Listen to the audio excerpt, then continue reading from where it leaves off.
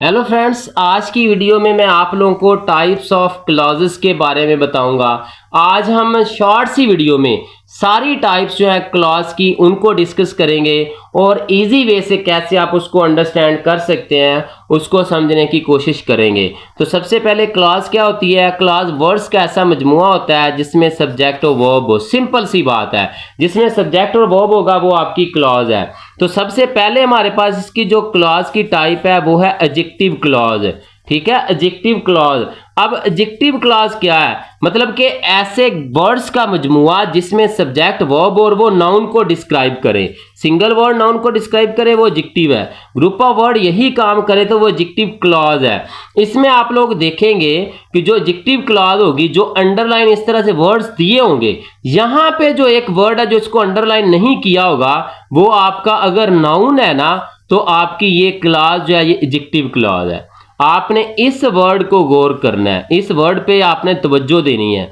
ये वाला वर्ड अगर आपका नाउन बन रहा है तो आपकी क्लॉज 100% आपकी क्लॉज जो है वो एडजेक्टिव है। अब आपको समझ नहीं आ रही कि ये नाउन है कि नहीं। अगर तो कोई नेम होगा तो आप अंडरस्टैंड कर जाएंगे, और अगर कोई एब्स्ट्रैक्ट नाउन आ रहा है, को कॉमन नाउन आ रहा है, आप उसको अंडरस्टैंड नहीं कर रहे, तो उसका फार्मूला ये है कि नाउन से पहले कोई ना कोई आर्टिकल आ रहा होगा, ए एन और दी। तो यहाँ पे ए एन दी, यहाँ पे वर्ड हो, ये अंडरलाइन वर्ड हो, तो समझ जाए कि वो आपकी क्लास कौन सी है, एडजेक्टिव क्लास है। ये मेरे पास कुछ एग्जांपल है, आप इनको देख लें। This is the boy who stole my pen. अब बॉय अंडरलाइन वर्ड से पहले वर्ड आ रहा है बॉय। बॉय हमारे पास क्या है? नाउन है। तो नाउन के बाद अगर अंडरलाइन वर्ड आ रहे हैं तो वो आपकी एडजेक्टिव क्लॉज है। This is the horse. Horse फिर नाउन है, विच रन्स फास्ट। ठीक है, यहाँ पे देखे the man home I do not know. इधर बॉय है, इधर हॉर्स है, इधर मैन है। तीनों वर्ड्स नाउन है, अंडरलाइन वर्ड से पहले आ रहे हैं, और तीनों की तीनों क्लॉज आपकी एडजेक्टिव क्लॉज है। आप जितनी भी इनकी स्टेटमेंट देख ले, दी रीजन।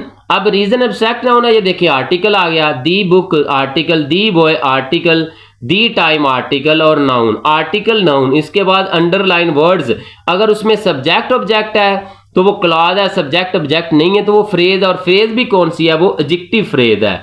आप जितनी भी इसकी स्टेटमेंट देख लें, यहाँ पे देख लें, हाउस है, मैन है, पीपल है, बॉय है, लैम है, बॉक्स है, पीपल है, स्ट्रीट है, टेल है, ट्रेन है, डॉग है, बुक है। ठीक है, बेस्ट, ही लव्स बेस्ट। ठीक है, इस तरह बॉय है। जितने भी आप इनको देख लें, सब जो है वो नाउन के बाद शुरू हो रही हैं। तो आपकी कोई भी क्लास जो नाउन के बाद अंडरलाइन वर्ड हो वो आपकी क्लास कौन सी होगी? वो एडजेक्टिव क्लास होगी। सिंपल सा फार्मूला है इसको आइडेंटिफाई करने का। अब हमारे पास दूसरी टाइप है एडवर्ब क्लॉज। एडवर्ब क्लॉज को याद रखने का सिंपल सा फार्मूला है। एडवर्ब क्लॉज और जो आपकी नाउन क्लॉज होती है ना, इन दोनों की प्लेसमेंट सेम होती है, पोजीशन इनकी क्या होती है? सेम होती है। याद रखना इनको आसान है, इसमें कोई टेंशन लेने की बात है ही नहीं। एडवर्ब क्लॉज आप क्या करेंगे? सिंपल एक काम करेंगे, आपके पास जो वर्ब है, आपका जो एक्शन वर्ड है, उस पर क्वेश्चन पुट करेंगे, वाई का, वेयर का, ठीक है, और व्हेन का और हाउ का। ये चार क्वेश्चन, इनका आंसर आपके अंडरलाइन वर्ड बन रहे हैं तो एडवर्ब क्लॉज है। अब इनकी चूंकि पोजीशन सेम होती है कि सब्जेक्ट वर्ब और जो क्लॉज आ रही है यहाँ पे, ये नाउन क्लॉज भी हो सकती है, ये एडवर्ब क्लॉज भी हो सकती है, सब्जेक्ट वर्ब के बाद वाली।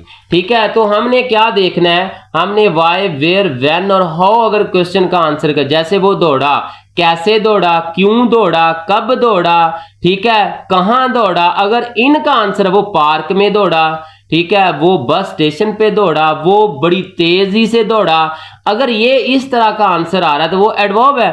अब यहाँ पे दूसरी चीज नाउन क्लॉज है। अब चूंकि ये सेम पोजीशन है इनकी, तो हम कैसे आइडेंटिफाई कर सकते हैं कि यहाँ पे अगर सब्जेक्ट ये वर्ब आपकी क्वेश्चन कर रही है, का आंसर कर रही है वाई का, वेयर का, व्हेन का, हाउ का, और उसका आंसर यहां पे आ रहा है, तो वो आपकी एडवर्ब क्लॉज है। अब इसी वर्ब ने क्वेश्चन किया व्हाट का या क्वेश्चन किया हु का, और ये अंडरलाइन वर्ड इसका आंसर बने तो ये नाउन क्लॉज होगी। ठीक है। हम इसको जो है वो और ज्यादा सिंप्लीफाई करने के लिए इसकी स्टेटमेंट्स को लेते हैं और इनको समझने की कोशिश करते हैं। यहां पे आप लोग देखें, मेरे पास इसकी एग्जांपल्स हैं। You can meet me when the class is over, तुम मुझे मिल सकते हो। व्हेन क्वेश्चन का आंसर आ रहा है, कब मिल सकते हो, तो जब व्हेन क्वेश्चन का आंसर होगा तो एडवर्ब आपकी क्लॉज होगी।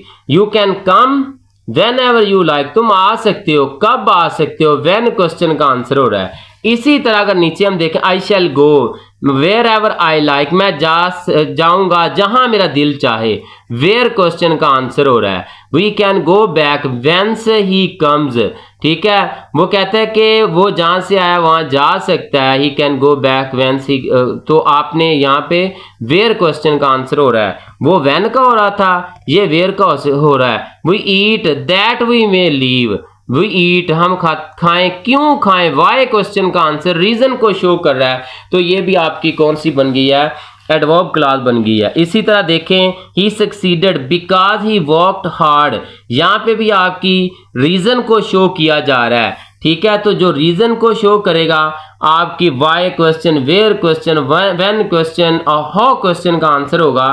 तो हम क्या करेंगे, ऐसी क्लॉजेस को, ऐसी फ्रेजेस को हम एडवर्ब क्लॉज या एडवर्ब फ्रेज कंसीडर करेंगे। अब बात करें हम नाउन क्लॉज की, तो नाउन क्लॉज क्या होगी, ये व्हाट या हु क्वेश्चन का आंसर होगा। नाउन क्लॉज जो होती है फर्दर ये इन्फिनेटिव क्लॉज में भी होती है। अब इन्फिनेटिव क्लॉज क्या होती है, इन्फिनेटिव क्लॉज जो होती है ये इन्फिनेटिव क्लॉज तो नहीं होती, फ्रेज होती है। 2+ आपका बन जाएगा जेरेंट क्लॉज, जेरेंट फ्रेज भी हो सकती है। जेरेंट फ्रेज आईएनजी फॉर्म में अगर आपके अंडरलाइन वर्ड आ रहे हैं या 2+ फर्स्ट फॉर्म में आ रहे हैं तो वो आपकी क्लॉज तो नहीं होती, ये टाइप फ्रेज हो सकती है। तो वो आपकी नाउन फ्रेज या आपकी वो इन्फिनेटिव फ्रेज या जेरेंट फ्रेज हो सकती है। तो हम नाउन क्लॉज को समझने की कोशिश करते हैं। ये देखें, नाउन क्लॉज क्या होती है, सब्जेक्ट होगा सेंटेंस का या ऑब्जेक्ट होगा। अगर सब्जेक्ट होगा तो इसमें एडवर्ब वाला तो मसला ही हल हो गया है। तो वो अगर आपकी वर्ब से पहले अंडरलाइन वर्ड्स आ रहे हैं तो वो आपकी नाउन क्लॉज होगी। All that he reported is false, लेकिन इसमें शर्त यह है कि वर्ब से पहले सारे वर्ड्स अंडरलाइन हो, ठीक है। All that he reported, when ever he will come, ये इज के बाद ये इससे सारे वर्ड अंडरलाइन है, ये भी इससे पहले सारे अंडरलाइन है, ये भी इससे पहले। तो अगर हेल्पिंग वर्ब या प्रिंसिपल वर्ब से पहले सारे के सारे वर्ड अंडरलाइन आ रहे हैं तो वो आपकी नाउन क्लॉज है, ठीक है। और अगर कम वर्ड्स हैं उसमें वो सब्जेक्ट वर्ब नहीं है तो वो फ्रेज है।